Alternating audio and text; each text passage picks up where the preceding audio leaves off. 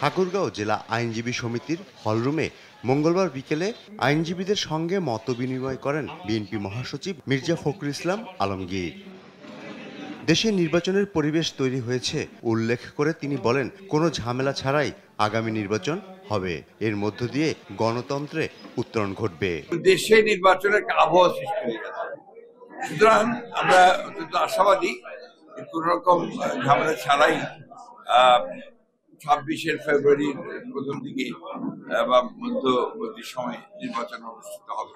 এদিকে বিএনপির কেন্দ্রীয় কার্যালয়ে নির্বাচন, গণভোট সহ নানা বিষয়ে সাংবাদিকদের সঙ্গে কথা বলেন দলটির সিনিয়র যুগ্ম মহাসচিব Ruhul Kabir Rizvi. Anti sleeper technology ও সফট টেক্সচারটাই নরম ঘাসের স্পর্শ, সাপোর্ট গ্রাস ম্যাট, নান্দনিকতার ছোঁয়া। জানান, গণভোট ও নির্বাচন নিয়ে কোনো শঙ্কা দেখছেন না তারা, তবে রাজনীতিতে ধর্মের অপব্যবহার নিয়ে চিন্তিত বিএনপি। অতিরিক্ত ধর্মকে ব্যবহার করা রাজনীতিতে এটি সঠিক নয় এবং এর আমরা ক্ষতিকর প্রভাব পৃথিবীর বিভিন্ন জায়গায় দেখছি, বিভিন্ন দৃষ্টান্ত রয়েছে।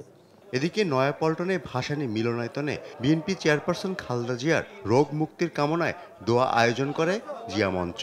এ সময় দেশে ধর্মীয় রাজনীতির উত্থান দেশকে ধ্বংসের দিকে ঠেলে দিচ্ছে বলে মন্তব্য করেন দলটির ভাইস চেয়ারম্যান বরকতুল্লাহ বুলু।